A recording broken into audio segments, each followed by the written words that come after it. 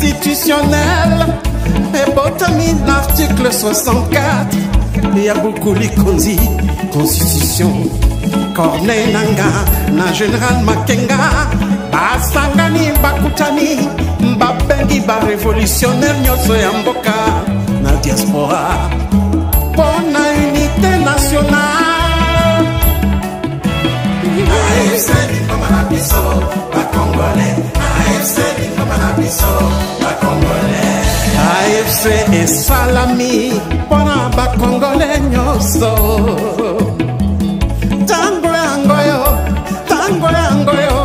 Tango yangoyo, to sangana.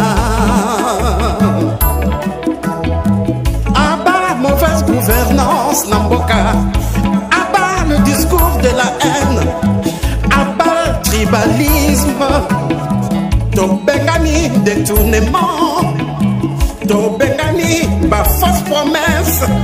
AFC lingi fédéralisme Namboka, AFC zo prêcher unité Namboka.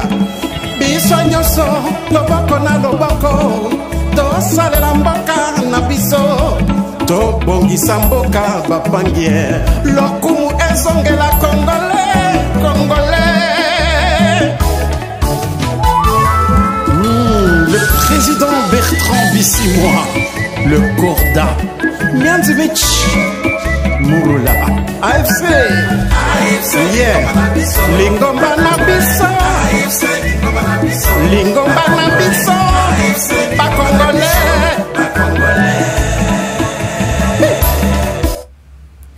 Voilà, bonjour, bonsoir, peuple congolais, ça dépend du milieu ou de l'endroit.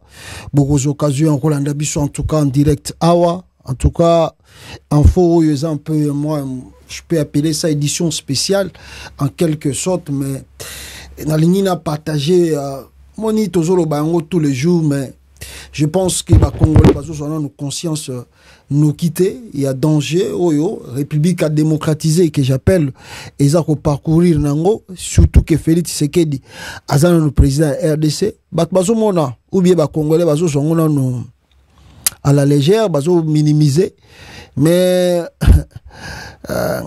ceux qui ont les yeux pour voir, je pense que mona, le risque, mboka, on est à courir nango, bato bazana miso komona musika après 5 ans, après 10 ans, Félix Kaka président, nandenge na yo ki pero azolo bake, le monsieur là a réuni ses conseillers, ceux qui batunaye, pour que ba procéder na changement de la constitution. Toloba yango awa. Toloba ka yango awa. Koto Fayulu azobenga dialogue kuna, so pe ezanango gagne temps. Kote kuna Fayulu benga la kaye dialogue, tandis que Félix Tshisekedi azo préparer modification à la constitution. Je crois que hier, j'ai pris le temps de vous expliquer tout. Je dis tant audio, il y a Ramazan Ishadari, il y a Fayulu, on ne sait pas. Parce que ce que contenu à Martin Fayulu, lui il acquise les Rwanda. Ah, vrai problème, mais en Katamboka, Fayulu a acquis Kagame. Oh, yoza opposant. Ozo senga na oni, oh, comment bien on tika Kagame. Oh, yoza opposant à Félix Tshisekedi. Non, non, comme il n'a pas fait arrêter. Souci no ya liboso eza Kagame te. Souci no ya liboso ezali débarrasser d'abord de Tshisekedi et puis tant yo ko na pouvoir, yo ndem to koyeba ndenge no ko adresser na oni situation na ya Kagame. Mais non, Martin Fayulu a ça le contraire. Il y a zo banana na Kagame, bongo Félix Tshisekedi na sim. Ça c'est quoi? Hein? Si ko so ba bengani Kagame na Rwanda, Félix alongwe président Congo. C'est vraiment le contraire, on ne comprend pas. Mais, au moins, opposant, j'ai parlé aussi de Katumbi, hier. Mais Katumbi, vraiment, il ne se concentre pas vraiment dans la politique. Il ne se concentre pas vraiment dans la politique. Lui-même étant président d'un parti, mais il n'est pas là dans des activités politiques. Soit Bogomonaye, Ayambi, Naye, Soki Moutou, soit Bogomonaye, à la Kissi Azana pêche, na Kasumbale, na Kashobwe, soit à la Kissi Basombi Van, pour battre na Osala mariage, na Kashobwe. Donc, il n'est pas vraiment concentré. On dit toujours que Mbouazana Makolomine, Malandaka Nzela Moko. Ou tu fais des affaires, ou tu fais la politique. C'est des choses. Ou tu suis les activités sportives, il y a Mazembe, où tu te concentres dans la politique. Tu ne peux pas faire des choses à la fois. En même temps, Yomoko nous présider à Mazembe. En même temps, tu veux encore être président de la République. En même temps, comme Makamango élection, et Simba quitté en 2023, mais non, au lieu qu'on se concentre pleinement, qu'on voit Katumbi ici parle politique, non, si, Babomi Batu, Katumbi a tweeté, Bakangi Set Kikouni plutôt, Katumbi a tweeté. En dehors de ça, il est pleinement dans les activités de Mazembe. Mbouaza na makolomine, malandara nzela moko. Yo kosa la politique, en même temps, ok na yo mamba football, au sali vidéo ya Mazembe, bazo pesa mbongo te, au sali, non, Katumbi a la kisinenga, zo sala bilanga la kachobwe. Bazo comprendre yo te. Les gens n'arrivent pas à déterminer où est Katumbi.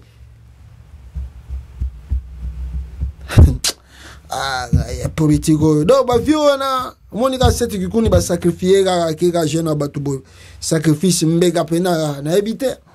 Basala la politique n'engwanate. Politique sont tout le monde a ngwawati. Yo mona ba Mélenchon yo sala la politique na France. En même temps moni Mélenchon akena na ba faire, akena na équipe nationale, akena na équipe moko boya dirigeaka. Non, il est pleinement en politique. Pleinement, il s'occupe de sa partie de son parti politique. Pleinement, Azakolanda activité. Le président fait quoi? Le président Saliboy to contredire Yeboy, to Zonisheboy. Même Donald Trump qui est un businessman, n'est pas la politique boy. On ne voit pas Donald Trump encore dans les affaires. Non, Atikeli Batouba continue à faire. Yemoko Donald Trump concentré pleinement na politique. Parce que ce Zolanda Koto, on doit tenter. Yako Zalapena ni tout ça. Mais entre-temps, Chilomba zo gagné temps.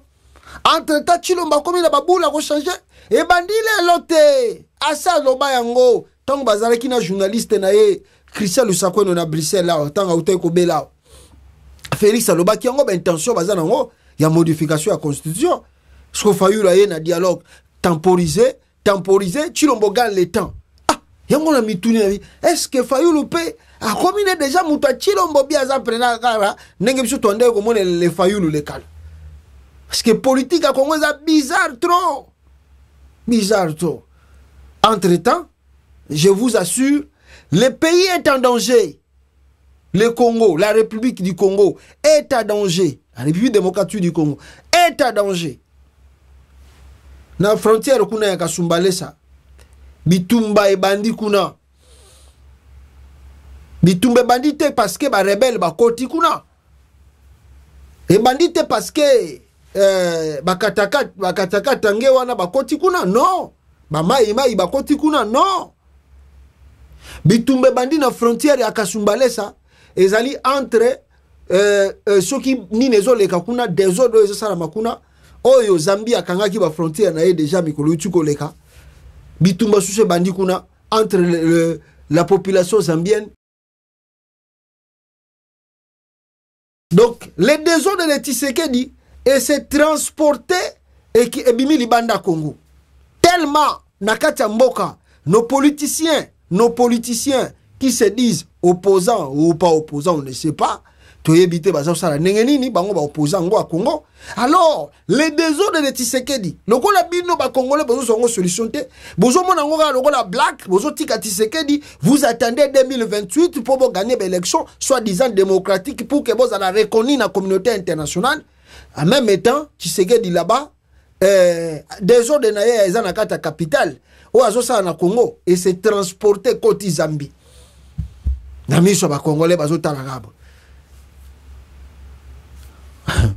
Boza na ulaksa bino ba image wana pour mona makamuni nezolega na kati ya frontière ya Zambie ya Kasumbalesa. Mais avant na banda yango nalobaki ke Constant Mutamba, est-ce que Félix Tshisekedi a tchaki wana pona a baby sa réputation na ye.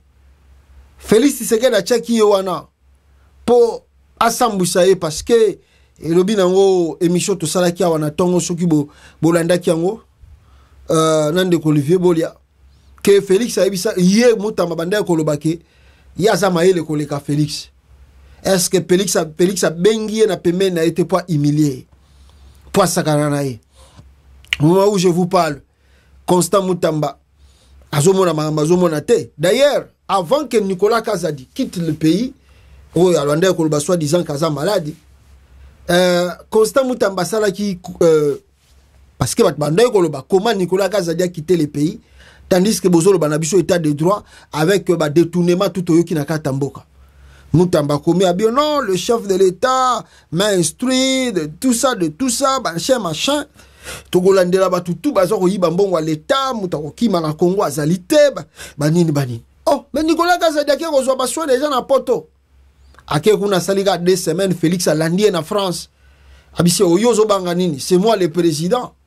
Zonga kuna nana okangayo, bakangayo batala yo. Nana wa koloba kuna, c'est moi le chef de l'État. Directement, comment on peut dire, Nicolas Kazadi azongi na ye na kata RDC. Et azongi na kata Congo, et comme yo non, bazo benga ye na cour de cassation, ala se justifier. Ba benga ye kaka mbala moko pe na cour de cassation.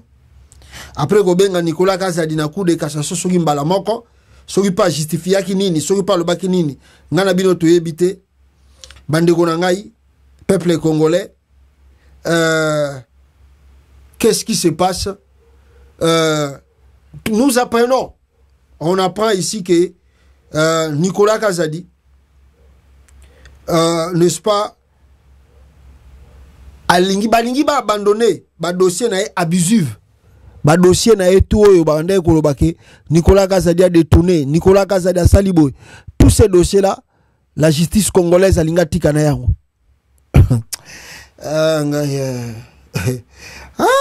La République a démocratisé du Congo. Congo. La République a démocratisé du Congo. La République a tribu. Il y a province. Mawatro, Sabino Mawatro. Bota la République n'est pas commis. Nicolas Kazadi, Oyo Babaki qui a détourné des millions. Koutou, dernière information, on nous parle que Nicolas Kazadi a détourné 2 milliards de dollars américains. Mais là, on nous dit que Nicolas Kazadi sera, n'est-ce pas, acquitté, n'est-ce pas, acquitté dans la justice à RDC. Pourquoi? Parce que, bazomona ke ba dossier tout, oyo ba yaki nango contre ye, ezali fondé. Donc, la justice veut abandonner, procédure nyon surtout, n'est-ce pas, il y a détournement, il y a mbongwana et koinamai. Alors, qu'est-ce qu'on peut retirer de Chouana? Nous avons une information moko na utai kozwa awa, et cette information nous fait état ya comment s'appelle ils ont fait état ya Constant Moutamba a été n'est-ce pas, Constant Moutamba a été acheté par Félix Tshisekedi. Constant Moutamba a été acheté par Félix Tshisekedi. Na valeur ce qui a 50 millions de dollars, et les gens nous apprennent que le voyage, il y a Constant Moutamba, Oyo à Salaki, n'est-ce pas, Yako Salaki à Zobela, Oyo à Zui Poison, Nzokanda Salaki, voyage moko luxueux, na Balobi na biso Kazaki na Turquie, Nzokanda Kendaki na Émirats Arabes Unis. À Kendaki Kuna, et là-bas, Félix a sombelier, il paraît, villa, Ndaku, où ils ont coûté, na valeur, il y a 50 millions de dollars américains. 50 millions de dollars. Donc, ils ont une manière de faire terrier, surtout dans le dossier Oyo, ils ont kolanda mingi, Nicolas Kazadi et les autres. Alors, Constant Moutamba de retour, Bomonique a comico harmonisé. Naba donné Kamoulé Tabadibanga, question de faire taire soupçon tout, bazo kanate, bazo kende boye, ezosonga boye. Alors, Félix Tshisekedi a lobine kene na no voyage. Et de retour de son, à partir du voyage, ndaku basombelier. Et tant que si ko sombela ndaku, bazongi na Kinshasa, alors kanga munoko na yo vanda kimia tika biso to continuer koyiba mbongo ndenge toyibaka et puis to continuer pekaka koyiba nakati ya RDC. Qu'est-ce qu'on va dire et qu'est-ce qu'on peut plairer? Soki lelo yemoko bokomona kaka bizaleli na ye.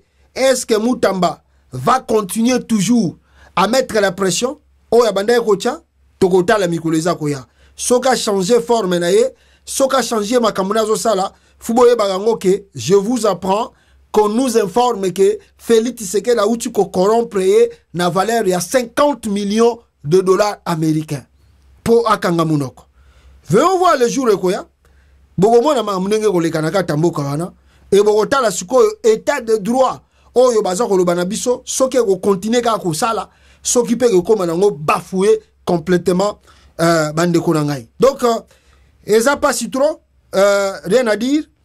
Et moi je déplore parce que babiloko baza ko lobake Nicolas Kazadi auti ko a détourné ki wana ba somme colossale wana. Et puis subitement comme ça, bo abandonner ba charge wana nyonso tout et bo déclarer que mutu wana za libre. Mais c'est trop grave ça. Le régime des hommes forts de la République, Nicolas Kazadi, suit les tracés de Vital Kamerhe qui fut acquitté par la justice malade de M. Tshilombo. Une justice tribalisée, juge Mutombo, greffier Kankongolo, magistrat Kazadi, huissier Kabeya. Oyo ba quitté Nicolas Kazadi. Oyo ba lingi ba quitté ye. Bo bota la bisika Nicolas Kazadi akende kosamba na cour de cassation. Bota la binomoko. Yoka justice ango ezali. Juge Mutombo, greffier Kakongolo, magistrat Kazadi, huissier Kabeya. Alors voilà. Batiki na bango. Batiki na bango. Nicolas Kazadi, plus de milliards de dollars de bimi. Akene. Bobo lo bana bango ni. Bolo bana bango ni. C'est ça l'état de droit. Ya fati béton. Mutamba zo bate ona unu makambo na italiete. Ya azana ba dossier akotala. Azana ba dossier ni ye Mutamba fatala. Ba dossier minene ya boye ya bakasa da kokota te. Si ba espèce interdiction na corruption na utuko yebisa bino. Ya pele mongo amemaki na makala po azamuluba te. Pour soi zaki muluba mbujimai pele mongo mbelaza na kachote siko. Si mutoyo azosa na Judith Sumwinya. Bon ye moko mibamba ki pe kasaye pe soko pesa ngo to ebité. Balobi na biso kazosa la ba détournement ya ko senga ba mbongo banisa. Constant Mutamba salieni. Rien. Justice sélective. Oyo ça mana Congo. Yiba lipa petit peuple. Yiba lipa bakanga yo ba pesa yo 7 ans, 20 ans pour yiba ki lipa. Mais tala bango ba détourner, bazana bango a quitté facilement comme ça na katamboka. Donc ce sont des choses qu'on déplore, mais il faut changer. Makamba boye faut changer. Ce qui est la population yé moko a joué les devants. Et la population moko yé moko a décidé assis la nana batu oyo, là vous allez voir que Makambo il faut changer. Ce qui était rien, il faut changer. Mais on m'a envoyé des vidéos ici. Vidéo liboso balaki singai policier moko na Lubumbashi kuna na Katanga. Il paraît abungisi téléphone na ye. Abungisi téléphone na ye na voilà, abungisi téléphone na ye na place ya poste. Policier atomboki alinga beta lance roquette na maison soki ya poste wana. Passe le qui trop. Policier abungisi même téléphone abi téléphone ngeko bunga te fwe bima. Soki bimite na zo beta roquette. C'est irréaliste. Nakata Congo. Regardez la vidéo de ces militaires. N'a pas beaucoup de policiers. Militaires, s'il vous plaît. Pas policiers, mais militaires. Nakata RDC. Alinga beta roquette pour nini. Abo téléphone les hommes nanate. On a bureau à poste dans le Lubumbashi.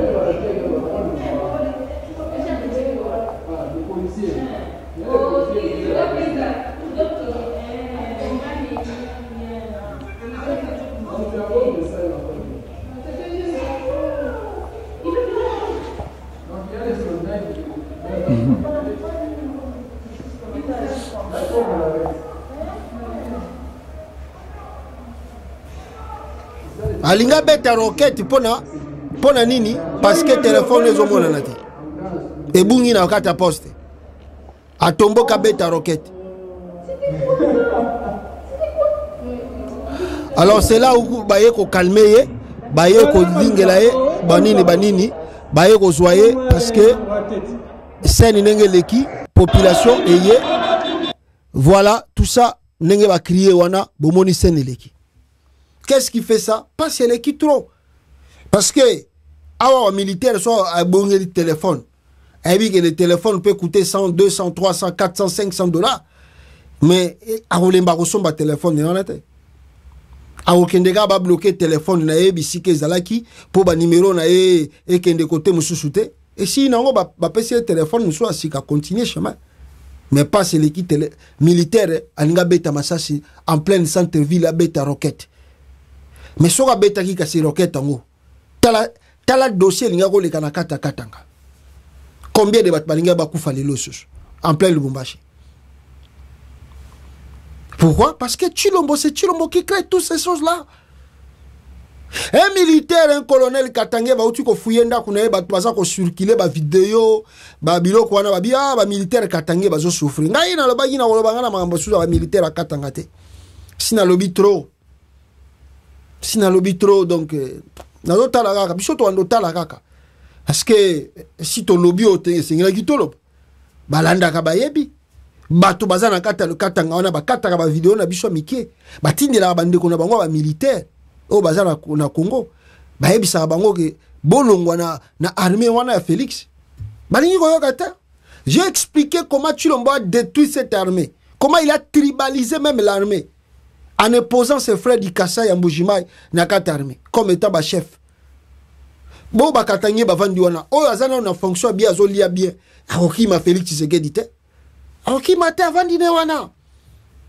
Avant di wana, baza na tactique de guerre. Bakoyi ko sala pona ba sauver Congo. Balanda tanto John Numbi, balanda tanto bato na uti koyoka o ba se retirer, balandi ba ke côté AFC, ba banda bitumba. Ou bien ba ya kolongo la Félix Tshisekedi na pouvoir. Rien. Yaza soki général, aza colonel, lokola nanu bakangi ete, ata bakangi master na ye, etali eta. Félix asala to alingi. Ah, wana italien. Hier azano nous. Donc ezaka net makambusa malukonda zo sala na Dani Banza. Lokola nanu Félix asali sa malukonde mabete. Sa malukonda lobi Félix, c'est l'unique muto politique on a mona na mokilo nanu toyeba te na Congo. Tala bia salanga akomisanga premier ministre lolonga yo sa malukonde président ya Sénat. Félix aboma bakatenge etali bangote. Dani Banza na etali bangote. Pourquoi Chilombo tigeli bango ba avantage? Félix azo yiba soki 80%, bango ba sama lukonde bazo yiba ba 20% na ba Dani Banza bagolobani. Bazo tala kaka. Et baza ko détruire avenir la province na bango. Ba militaire Katangé o wana ne tuana soki colonel soki nani à la police, baza ko comment non ba Katangé ba sali nini pona ah après suko tokoloba combien de fois pour que ces gens là se réveillent. Combien de fois tika bango moko bakanga bango à qui le tour soki ye ba yi osala bakanga ki na nute me basali ba ye ko persécutionner ndaku na ye batiki ye me bango kanga ye poso babandi déjà ko fouiller ndaku na yo objectif ezani que ozana minduki ozo travailler contre régime oza muta Kabila ou bien oza muta Corneille nanga bako kanga yo OK na demiab OK na aner après kuno kendolo on va remettre un coup d'état ou bien on va remettre une rébellion. Et ça la vraie, ça la faux. Ok? Mais quand tu as bozoka, banda Félix a commis président militaire, moi Kassai ba longo lien en fonction à Zater. Bango tout bazana bango bien. Banda Chilombo a commis président. Mais je fais des appels ici pour mes frères du Katanga, na ba militaire, na ba policier, na bango. Ah. Bakanga, na bakanga te. Ah. Nous on regarde simplement. On regarde. D'abord le belango te genaza l'agité. Non. Oh. Mutu ye moko yo ko kuta mutu avant ni na poto. Ozoko yebisa que là où tu es assis, eza poto eza bien te. Tellement o longwa wana o lukata o sokolo pa musabilamba o kende ko nzela mususu o luka ndenge ko tambola. Mutabite na potopoto na vandi na zananga bien.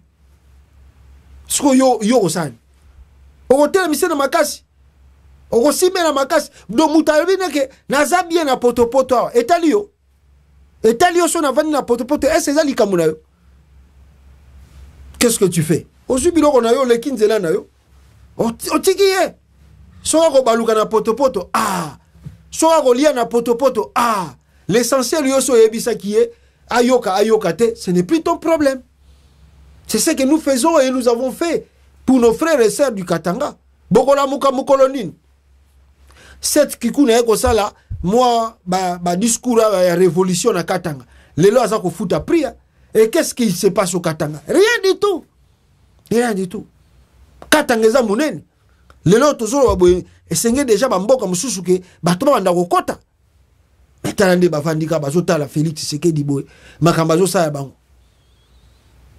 Soki militaire wana beta ki lelo masasi. Bino bonga ba filmer kana ba caméra bato bazokufa. C'est trop compliqué ce qui se passe en RDC bandegonanga avec le régime Ethile Gelo. Et on m'envoie encore une autre vidéo. Cette fois-ci, c'est les militaires qui sont au front. Baza kolela, ba militaire, baza na front, baza kolela ke ba condition, baza nango vraiment trop précaire, ba ebite basalani. Regardez la vidéo. Otala musala ndenge zo salema. Totira karaseti. Totira karaseti. Tozolanda adui na côté ya mauvais. Mais to comme un obstacle moko non vie. Mais par la grâce de Dieu, ndenge bana ya Israël bakakisaki mer rouge. Kala modèle tukuti ma etondi. Modèle tukuti ma etondi. Ndenge ko sala ezalaki te. Alors botala ndenge bana ya bato bazo kakisa. Bazo risquer vie. Ma moko très bozindo à peu près 5 à 6 mètres. Donc soko kwei moya ko bimezate. Bomona musala ndenge de sale. Talaka. Moto nyonso na système ya nzete. Oya. Botala.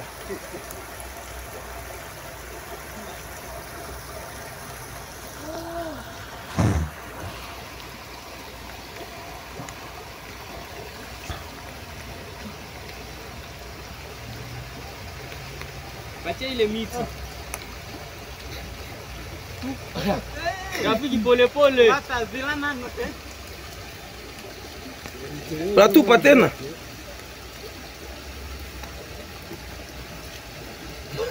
Pole pole. Hapa maneno na ridik. Juu ya def. Regardez vous-même la réalité des choses sur le terrain. Hein?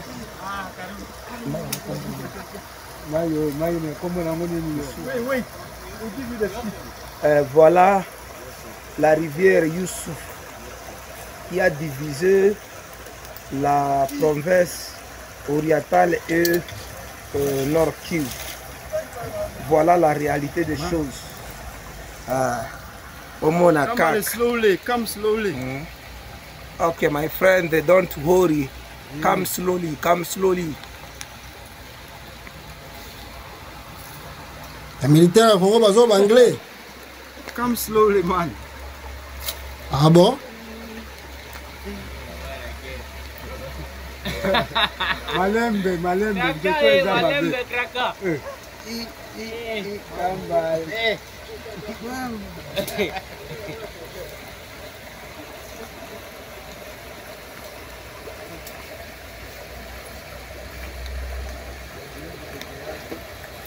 Ici, c'est cas grave. Qui ne risque rien à rien. Il faut risquer pour réussir la vie. Voilà. UPDF RDC. Qui traverse IRDF. les rivières. Écoutez-moi, écoutez très bien. Écoutez encore là. Écoutez. Divise la province pour réussir la vie. Boyoka. Voilà. UPDF RDC. UPDF, dans l'armée ougandaise. Traverse L'armée les ougandaise. rivières. Youssouf, qui divise la province orientale et la province et le Nord Kivu. Voilà. Ah. Voilà. Wow.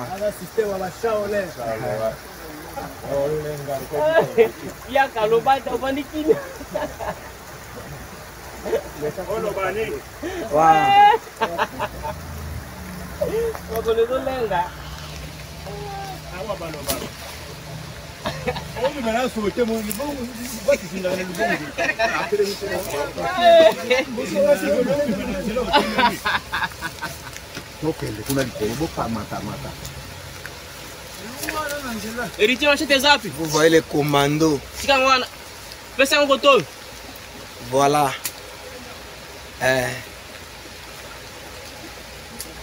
Vous voyez la réalité des choses. C'est ce que les gens ne pensaient pas. Mais ça y est arrivé. Ok. Voilà, c'est triste réalité. Armée congolaise, Bazako s'est débrouillé là-bas pour traverser la rivière, comme vous voyez. Bazaki est belé, Bazaki Moukete, donc ils font ce qu'ils peuvent pour peut-être travailler dans des conditions un peu difficiles. Mais vous avez vu que Bazalaki Bangomo côté, ils sont accompagnés avec l'armée ougandaise. Voilà le pourquoi Boyoki, slowly my man. Donc Malembe, tout ça. Il y a qu'à Malembe parce que Bazo Bangomo qui rivière Rwanda Soko Kwei. Je sais pas ce que ça Mozindo, Okogiko Kende Libela. Alors bon, c'est la réalité. On ne sait pas mais vous devez comprendre que non. Félix Tshisekedi, c'est lui encore. J'ai d'abord, avant de la sous-point, on m'a envoyé une vidéo qui peut-être au moyen l'Axabino Ngouezate. À part on a eu l'Axabino, il y a eu Linga Beta Rocket dans plein de centre-ville. Moussous Batindelinga Awa, un lieutenant de police frontière, s'est tiré en lui-même aujourd'hui, jeudi 19 septembre, au couloir Pieton à Kasumbalesa. Lieutenant Morobo ya policier, Azali ba policier frontalier, ami beti Moro Masasi. Je sais pas ce que les gars n'ont moyen à l'Axabino Ngozate parce que donc longue yeux défaut. Yeux vraiment défaut, donc on ne peut pas montrer la vidéo en question. Nyo sotuana tango kota mozindo mpiaka salaire exaté alors mutamoni na lembi petro ami beti Masasi. Là c'est le phare de ces mais ce qui est vraiment étonnant, c'est l'armée ougandaise qui opère au Congo. L'armée ougandaise opère au Congo. Bouchouko yoka na vidéo preuve à l'appui. Sous quel mandat? Banda Bakota. Ce qui aneni nouana. Avant même tout ça l'élection 2023. Armée ougandaise à Kota. Donc Tissiko Bazana Congo. Mais maintenant la vraie question, Barobima Moukolonini. Jusqu'à quand l'armée ougandaise va continuer à agir au Congo? Et qui paye la facture? Il y a présence dans Bango Nakata Congo. Donc, Ougandais, Tindi armée na Bango, il y a offert na Congo. Bazo sala ba mission oyo ngana opeto ebité, il y a offert na Congo. So balobi ba eko combattre ba ADF. Mais ADF azo continuer peka ko tumba banda ko boma pe bato. Ezo continuer malgré ba armée ngwa Ouganda za Nakata Congo. Nani wana nyo surtout Félix Tshisekedi. C'est Félix, c'est Antoine Tshilombo, aux yeux et aussi de tous les Congolais, aux politiciens congolais. Il est là, le monde dit bango baza koloba, nenge balaximino na image boy nenge zoleka. Mais ce qui m'a kambo yo ya armée Ouganda et qui kosala na Congo, eza positif, ezo pesa ba signe bien. Pourquoi ba député à Congo ba kei na Assemblée nationale awa, ba ke rolela que non, tout ne marche pas très bien. Le député Nord Kivu Ituri, le député hausse la voix. Depuis 4 ans, l'état de siège a montré ses limites depuis 4 ans. L'armée et ses alliés n'ont jamais récupéré aucune aucune ville, aucune localité et aucun village. L'armée congolaise, on a eu Sabino Bazana UPDF, l'armée Ouganda, Bakota na Congo, oh ba eko traqué ba ADF, banda Bakota, ba récupérer ni village, ni territoire, ni localité, ni ville. Suko bazo sala nini? Chilombazo teka biloko à Congo. Je répète encore, Chilombaza ko teka ba minéré à Congo comme vous n'avez pas l'idée. Yango bomoni jamais Félix Alingaka kotanga kombo ya Uganda. Et comme l'Ouganda sait que Félix Tshisekedi se sont alliés, tala Uganda ja sali akangi mutu ya nanga pona olakisa Félix Tshisekedi, moi je suis avec toi. Omoni mutu nanga kota ki ndenge na kangi ndenge ba Tanzania basala ki ngape na sali yao. Les élus reconnaissent enfin l'impuissance de l'armée et des forces alliées étrangères. Il faut mettre fin à l'état de siège. Aucune ville n'a été récupérée par l'armée et ses alliés depuis l'instauration de l'état de siège à l'Est, il y a cela 4 ans. Les députés sont contre la dictature du régime répressif, sanguinaire et dictatorial de M. Tshilombo, qui ne permet pas aux élus de l'Est et à tous les élus de la RDC de discuter sur l'état de siège au palais du peuple. Willy Michiki, porte-parole du caucus de députés du Nord Kivu et de l'Ituri, s'est exprimé. Trop de bruit et de mensonges du régime pour rien. Aujourd'hui, les Congolais sont au courant que le régime tribalo-ethnique, répressif et sanguinaire de M. Félix Tshilombo n'a jamais récupéré un village, une localité au mains des révolutionnaires de l'AFC de Corneille Nangaa depuis l'instauration de l'état de siège. Aventure sur aventure. Bon, kabango nenge bazoloba que balembi état de siège 4 ans pe yango peto lembi. Et kolongwate état de siège yango. Et kolongwate et yaki apona libela to yaki ponani. Écoutez les députés nenge bazokoloba. L'Assemblée nationale n'est pas une caisse de résonance de qui que ce soit. Tout ce que nous réclamons, que nous soyons écoutés. L'état de siège a démontré ses limites.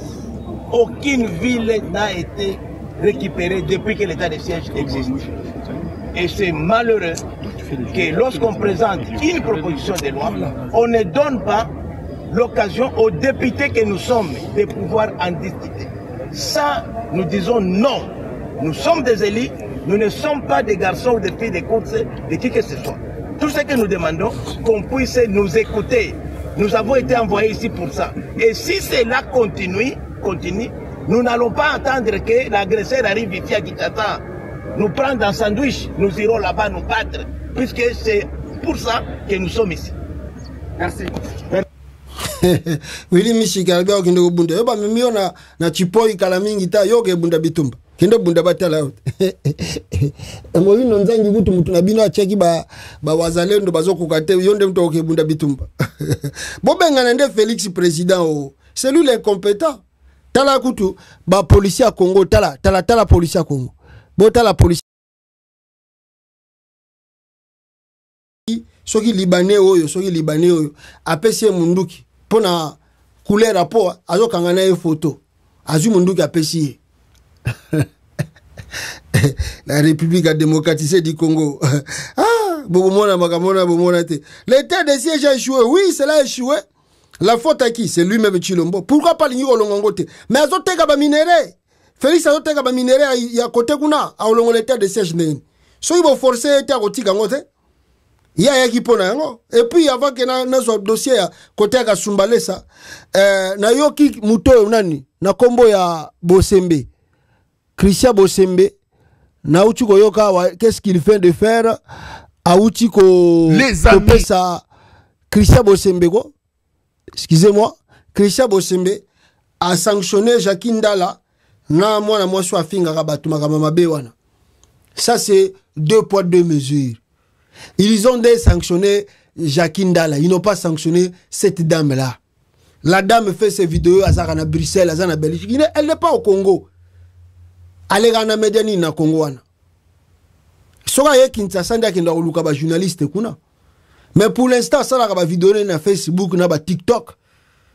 Siko yo Christian Bosembe o interdire Facebook na ye, to interdire TikTok na ye ndeko baki koke ko funda na okunda ko funda batu na Côte d'Ivoire. La dame est connue. Yo kutozo bo suspendre pour na 40. Do bo suspendre nde Jacques Ndala. Bo suspendre nde Jacques Ndala bo suspendre bangote. parce que kofinga na bango bandi le lote yo bosembe osozwa mesure contre bango. Est-ce que kofinga ya batuana e bandi lelo po yo kopesa bango sanction 45 jours sanction nini opesi bango bango bavanda wana mwasi toyebi kavanda na Bruxelles ya mobile avanda na États-Unis yo sanctionner bango po esala bango nini bavandi na Congo o sanctionner ne Jacques Ndala wana le tolobi ke o sanctionner Jacques Ndala. Les gens ne sont pas d'accord na ndenge Jacques Ndala komi musika mais omoni mutu aza mutu des fois aza de ba limite elekitro yango debodaki tondimi sanction pesi Jacques Ndala mais oh yo ça les a politique à 2 poids 2 mesures parce que bato babanda makama ko finga batu depuis kaka lelo nde lokola Jacques Ndala répondre bango ndo pesi sanction 45 jours bando oh bino mambozo sala oyo tozaka kao ndebo kanisi mwasi wana ko finga te akovanda kimia pendant 45 jours. Vous avez simplement sanctionné Ndala les canaba médiaté. C'est pas la dame là ou le monsieur là où bazo injurier tout le temps. Ba on continue na bango. Tala bosembe. Wana ba Monica Sali Musala. Musali no Sali Malunga. Voilà. Alors, rapidement, nazwa dossier o eza koleka na Kasumba Lesa bandeko nangai. Nini o ezo luka na Kasumba Lesa? Dossier Kabila tozo tidiangwa bolimbi sangai. J'ai appris que Kabila azana New York awa. Joseph Kabila azana New York. J'ai appris comme ça. Et balobi que c'est confirmé. Joseph Kabila aussi ça. Il est le futur secrétaire général de l'ONU. Na ebité bobi ba congolais de bachaka ba soupçon na bango. Na biloba lo bana bango bazolo baki Kabila akoyi kozala. On a évité, on verra. Tout ça là on commentaire parce que on n'a pas encore de trucs. Donc c'est chose au banda kalamingi te à l'Assemblée nationale. Togoyeba ceux qui les affaires pour le secrétaire général Yassika des Nations Unies, ceux qui paient Kabila Zawana, ceux qui paient Tchaki Libaya, ceux qui sont soutenus par les Belges, par les Mindele, pour que Abimango, on verra. Togotala, ceux qui sont ningini. Mais to focus na ngo mingi te pour le quoi nous to zubo te pour ceux qui abimi yango le véritable secrétaire général, c'est là où on va commenter beaucoup par rapport au peu boyoka ki ba discours ba shadari ba salaki que je vais revenir après. Alors la Kasumba Lesa na frontière avec la Zambie, front moko et se décanter kuna yako sakanate. Il s'agit de quoi, peuple congolais? Il s'agit de Congolais au bazan na frontière wana. Bako pesa bino pe explication boko yoka. Na ba Zambien basali, je peux dire affrontement. Et zali nino e poussé bango basala affrontement wana. Nakola sabino na ba vidéo oyo mibale à partir de téléphone et puis nakokota siko botalango mususu. Regardez. Oui, ba mobile ba Mozambia banapika Congolais moya banaua ba Congolais basha kusirika anaanza kufanya fujo na bomu ile Mozambia. Hapo tunasema mama sasi kunaenda na kuria, mama sasi naenda na kuria. C'est comme non il y a alerte. Soyez toujours branchés à l'écoute, on va vous donner encore des informations. Voilà. Il paraît ba Zambien, il paraît, je dis bien, ba boumaki Congolais et ba Congolais ba tomboki bango pe ba biba la revanche contre la Zambie et c'est comme ça citation et c'est déclenché kuna et makambo bandiko bimakuna et to éviter bitumbe bandi entre la RDC et la Zambie. Oh massa c'est zo betama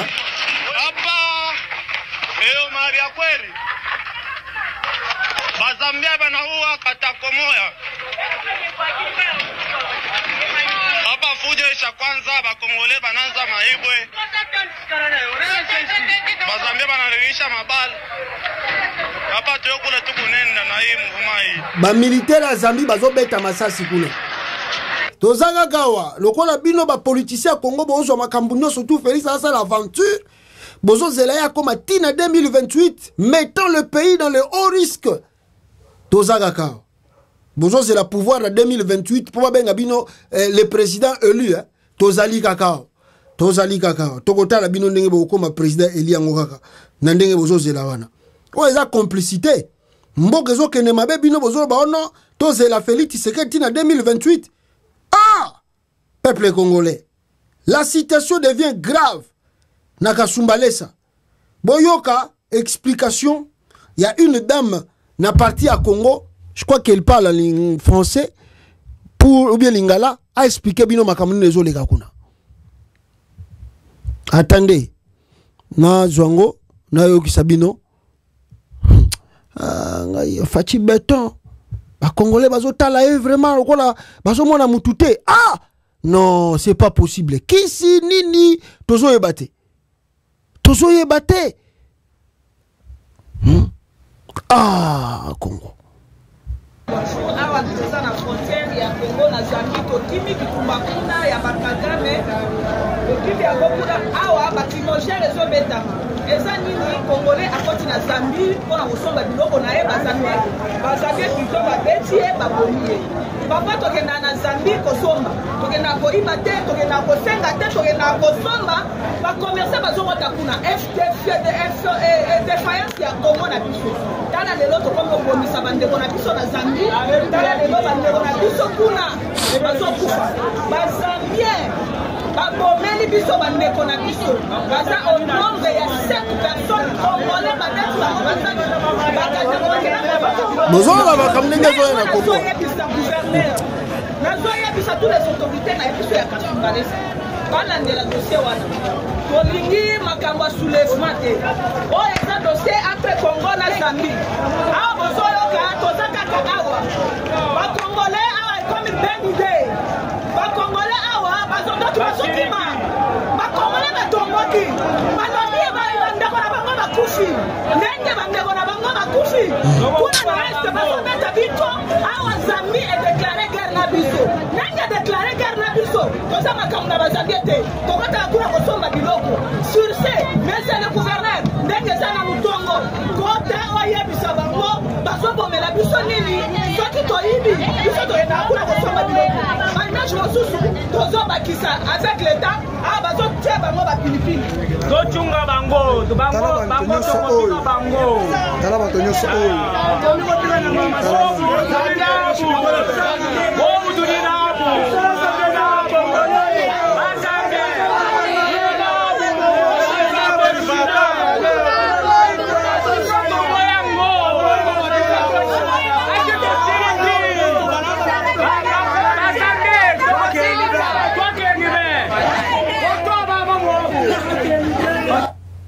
Voilà, je crois Binomoro Bomoni, na Binomoro Bomoni, il n'y a pas quoi à dire. La Zambie et la RDC, les affrontements, l'affrontement est bandit côté Kuna, aux yeux au sud des autorités congolaises, la Zambie était déjà en colère contre le Congo. Bazalaki déjà na Kanda. D'ailleurs, ce qui les a même poussés à fermer leurs frontières avec la RDC. Babondeli. Makambo Tchukoleka, et qui même pas 2 semaines que la Zambie a réouvert sa frontière avec la RDC.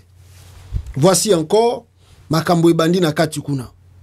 La Zambie encore, il paraît, selon la dame, Nengebou Tchukoyoka explication, babomi plus de 7 Congolais, Soki Bakenda Yikuna, Soki Ba Yibaki, Soki Ba Salakinini, Toyebi no pété, ba vraie information. Mais Bango Balobi, Bazalaki 7 Congolais ba Koufi. Ba Zambie ba Beti Bango Basasi. Ça veut dire les militaires, gardes frontières, tout éviter.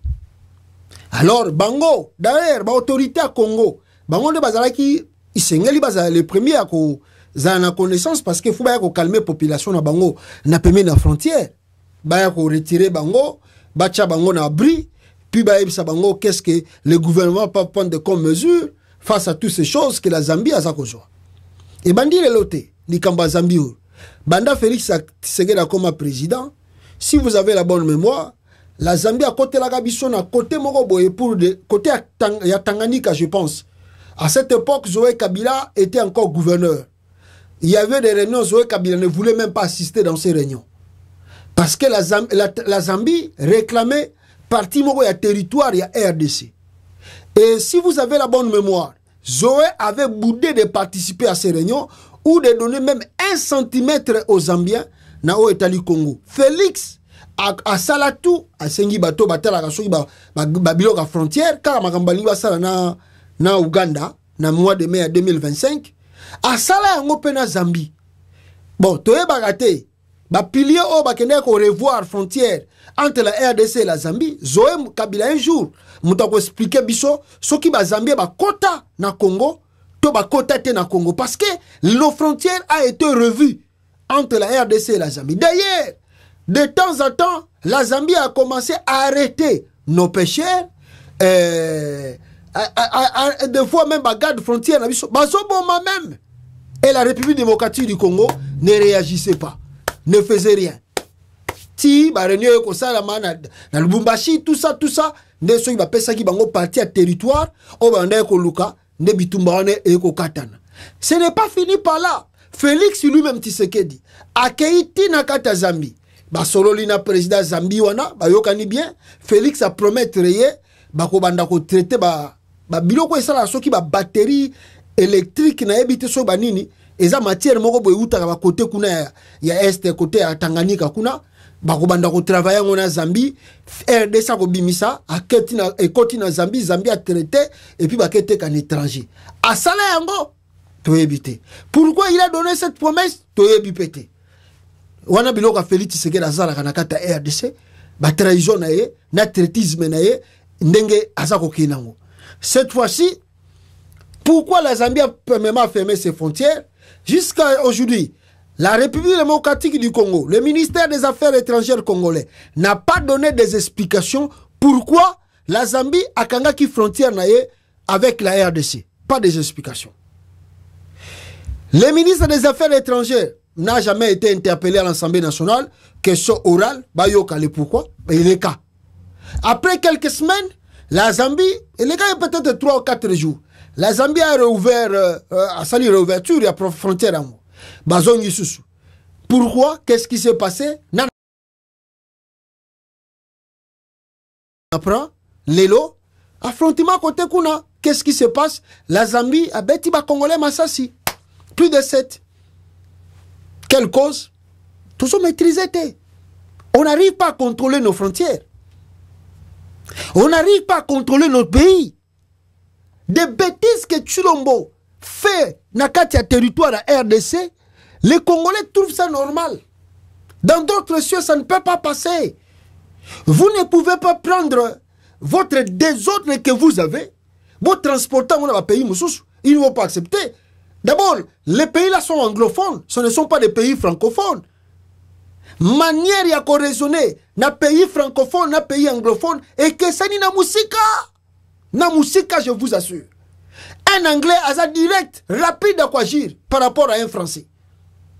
Par rapport à un français, regardez l'ajustement des Belges, des Anglais, vous allez comprendre que ce qui est anglais, lobby basala likambo basala ngombala moko. Parce ici bavandi. Et là aussi, colonisa, colonie na bango, basa la même mentalité à raisonnement. Basa la même mentalité à raisonnement. Ils sont pas comme chez nous. Et puis par la bango, les bêtises qui se passent chez nous en politique. Chez bango qu'on les kate. Ce qui gouvernement les kisiango, le peuple se soulève et le président va partir. Ils vont accepter de mourir, mais ce chef de l'État va quitter le pays. Bon, mon ami qui na Zambie. Et le président a compris que a changé ma réforme belé en bang. Mais pas chez nous. On vit les désordres comme ça.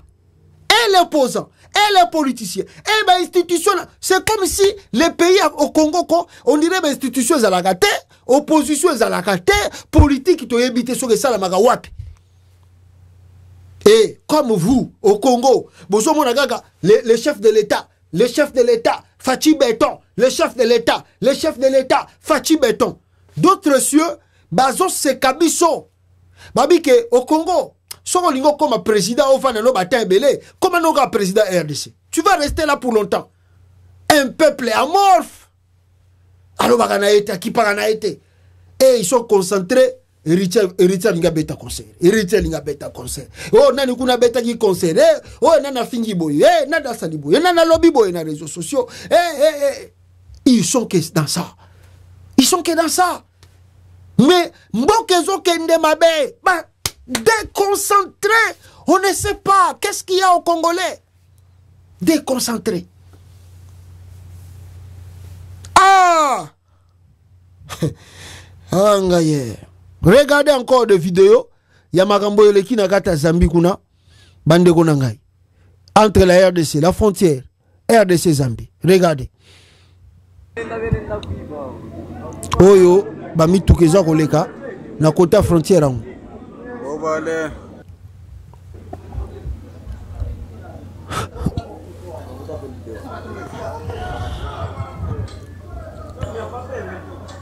Wale na mamifuko wao ya manani. Regardez. Balesa bantu ko mumbio moya ya jamais. Ngole bangamua kwa Zambia. Hapa peko ni mbio miotoka. Wende. Sio shirika sana. Ila sio shirika mbaya sana na zaidi.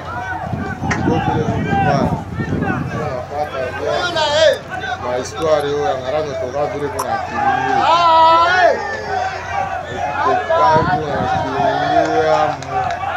Mzomo ya jamais.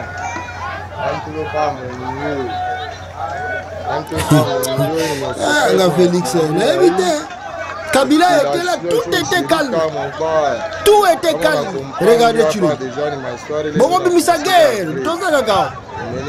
Bon, on a pas anglophone, bazar on a bino ba francophone. Tout ça na bino. La solution shirika niveau ya Kisangani hii. Jo frontier. Bantu basho ya la mbaya sana. Guerre Robima. Oh, bino kasi ba anglophone ba régional lokola bino ba francophone. Avec vous laisser aller botiki tulomba sala tout na Congo bokasi partout ba kotika ye. Tozana bino, bon continuer kotika la Félix Tshisekedi de RDC. Toza kaka. Tala ba militaire kuna. Affrontement linge banda botala kuna.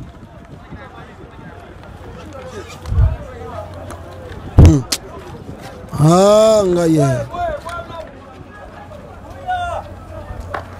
Ozoka masasa zobeta. Ozoka. Bozoka masasa zobeta bazokima. Bozomona désordre. Tala makamezo les gana entre la RDC et la Zambie là-bas. Regardez.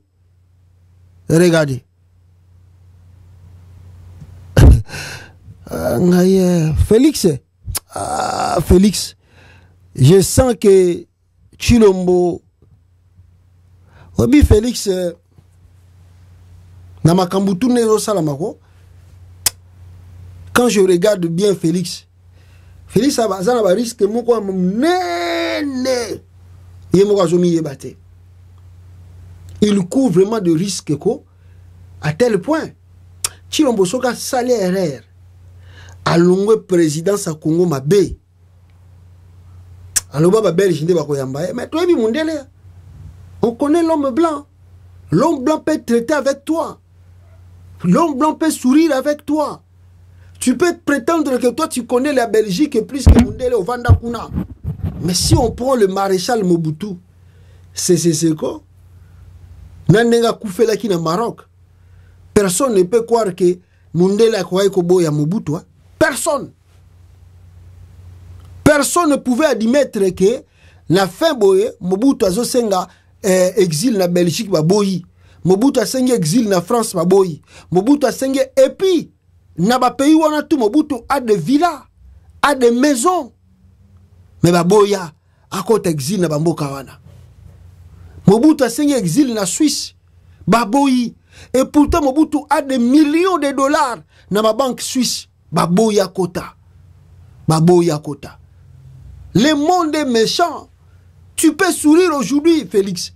Tu peux croire que non, tant que un exercice, ça fonctionne. Il y a chef de l'État. Mais quand la roue va tourner, ces mêmes blancs-là, oh, bazo sekanayo, oh, bazo talayo, au moment où on a visa na Belgique, oh, ya, babi, oh, mais toi, tu étais chef de l'État congolais, on a déjà congolais, et on a sous Belgique. Pas bon, on peut son visa. Même mboka yo vanda, bana no babotama me baboko peso visa. Bana Mobutu musu babotama na poto. Bana Mobutu ya kala. Maréchal Mobutu musu babotama na poto. Mobutu azali na bako. Mobutu même mwana na ye moko mwasi. Je crois. Sa fille mwana moko mwasi. Abalaka belge moko. Abalaka belge. Mais Mobutu asengi bango exil ba boya. Tala. Et puis ndenge nazomona aliro Félix azoke nango. Alire Félix azoke nango. Ce qui Félix kaka longwe pouvoir na brutalité. Oh coup d'état salami na Congo. Oh rébellion comité na kata capitale. Et que Félix est commis yako ndenge Mobutu kimela ka yako zuruka avion. Ako matandenge ni avion pour babibo babisika ba rebel botika yazo avion abimaka na aéroport Anjili. Yena mwasi na bana nae. Nabi bon peut-être à cause avion balamoko à se diriger le quoi ba orienter qui va président wana ya Tunisie na Égypte ba orienter bango balamoko ba kene na Arabie Saoudite na so na Émirats Arabes Unis pour le quoi kuna ba richesse na etondi peut-être ba orienter ke vanda ka kuna balamoko et puis la Belgique là otika la su ko mona ngote ba France wana ozomona lelo otika la pe ko mona ngosute États-Unis ozomona lelo otika la pe su ko mona ngote okovanda pe wana ti okufeli pe kana Émirats Arabes Unis kuna kaka ndenge na somone la liro Félix azo conduire Congo parce que à part kozana no yemo azo créer benemi na kata pays mais na ba pays extérieur je vous assure parmi les 9 frontières ou pays voisins il y a Congo Félix n'a plus d'amis hein. Félix n'a pas un ami de confiance non. So bazo traité na bazo traité kaka amitié entre chefs d'état. Mais ça pena amitié oh baba amitié te que non oh pire mutunangai. Oh pire même avec Sassou Nguesso. Ça marche pas. Félix Tshisekedi Sassou ça marche pas. D'ailleurs Sassou même a du mal à voir Félix Tshisekedi d'aller encore là-bas na Congo Brazzaville. Bon non mon était tout le temps il est à Brazzaville, à tout le temps il est à Brazzaville. Bon mon était a changé. Azo que le sous Brazzaville n'engwanate. Bon, mon idée a changé parce que relation de na Sassou et Sassou n'engwana te n'engezalaki. Sassou zotaleka na musika boy. Sans trafic n'a parlons pas. Tchad du coup tu n'as évité ce que Tchad du coup n'a sali moi relation ce qui a n'engeni. Aujourd'hui nani Cameroun bon biya kutu yé magaba Félix Okenangwep. Gabon oyo ya komi na pouvoir ya ki kaka tali mbala moko pe avani na ya Rwanda Mobulu ya Uganda ye moko azotekele ba minéraux et ya Tanzanie la dame là to ebité soki que la chose Zambie et komi Matakita Kenya bon c'est loin de nous mais Matakita Angola Matakita pe to ebité il n'a plus un ami et il n'a même pas bon, Tshilombo peut aussi normalement dans la vie Félix aussi ne peut pas avoir un ami. Tu peux pas être un ami de Tshilombo. Est-ce que Félix a un ami? Si mon a ami d'enfance, il y a Félix. Boyebi, il est chef de l'État.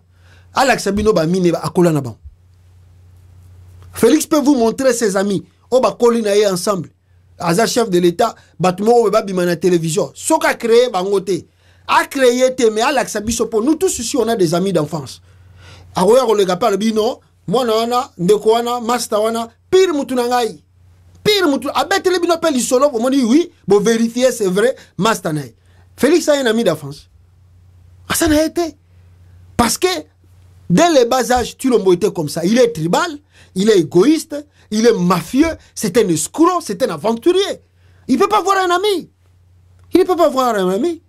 Bon quand ici ba Denis Nyakeroyo, na ba Gisèle Mpela. Baboya boya eponani. Baboya gaboya. Félix c'est un escroc, c'est un aventurier, un malhonnête, un manipulateur aussi.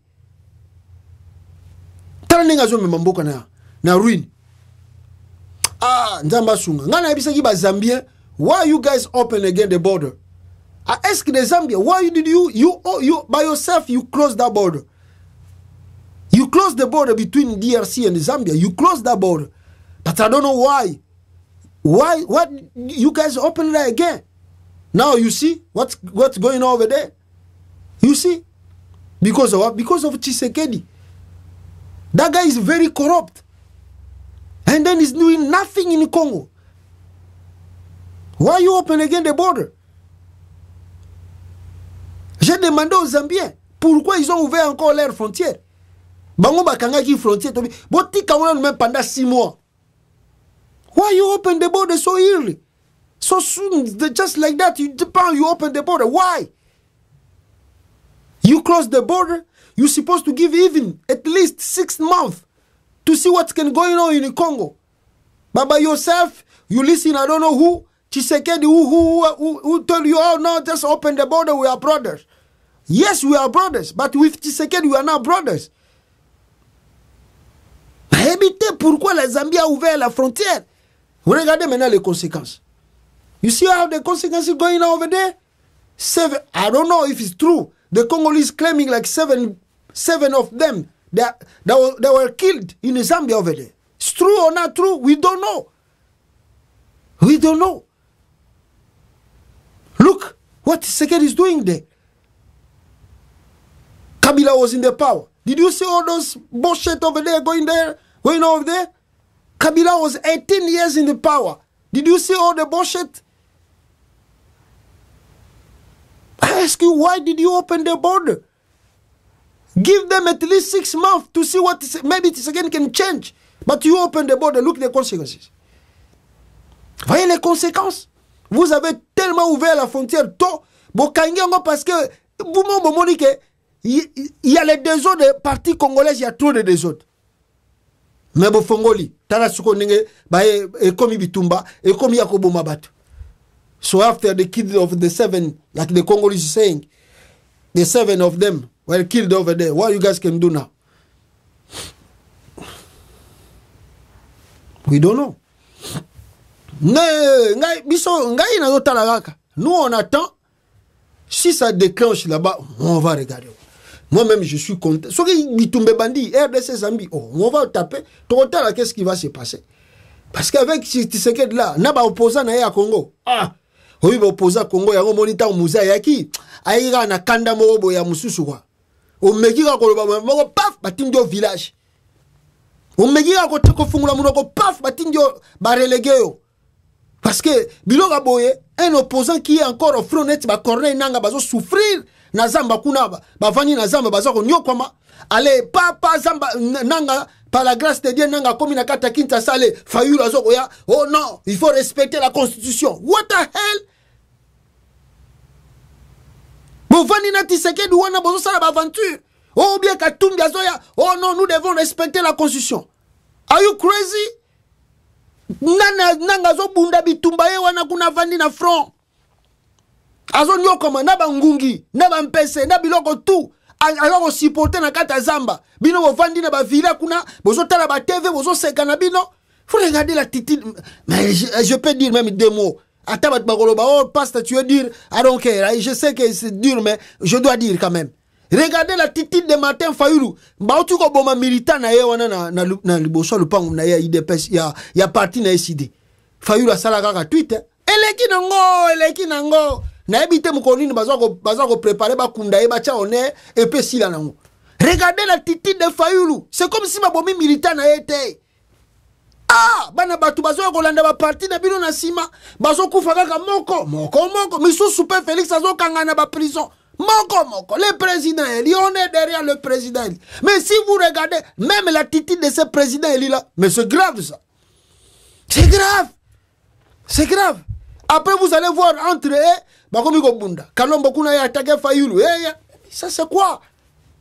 Yango moni musée Kabila yake na kanda ya kosakana te. O meki koloba paf a relégué on a village. O meki koloba paf a relégué on a village. Parce que ça, vous êtes avec Tshisekedi là. Le pays est en rouge. Rouge. Pero lo bien ngoat. Que bazo préparer à modifier la constitution. Félix prépare à modifier, à changer la constitution. Ba uti kokota réunion secrète bazo to bande koloba makambo depuis kala. Tozo ebisa Katumbi, tozo ebisa Fayulu. Bangonde babi benga ba président élu. Moko na 2018, mususu na 2023. Tala ba titi de ba président élu yango. Oh.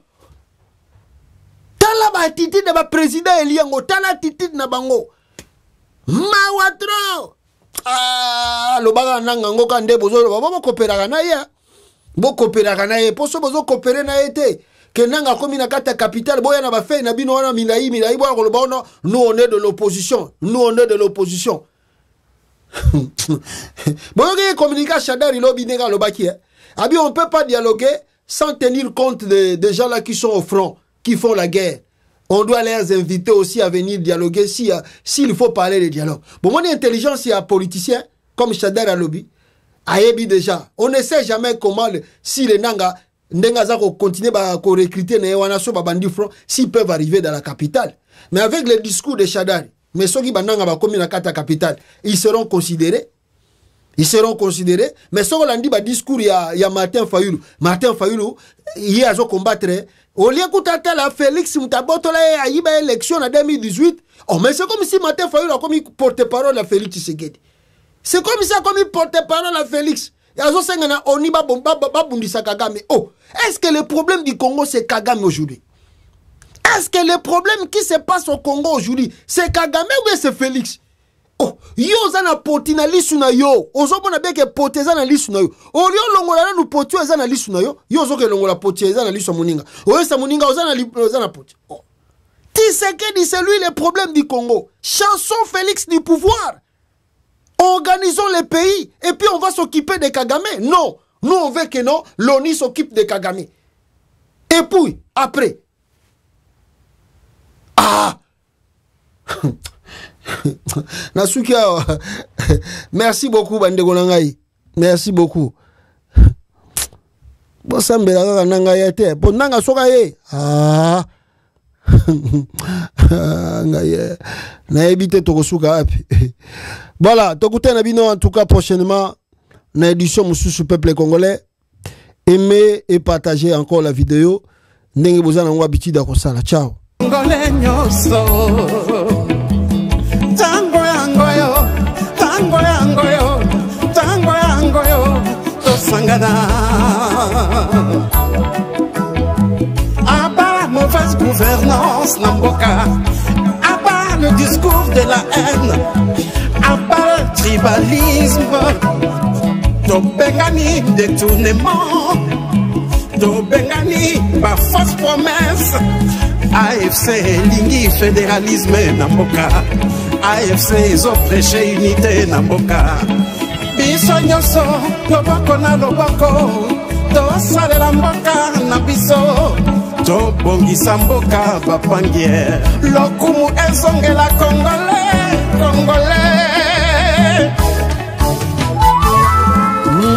Le président Bertrand Bissimois, le Corda, Mianzimich, Mouroula, AFC, yeah, Lingomba Nabiso.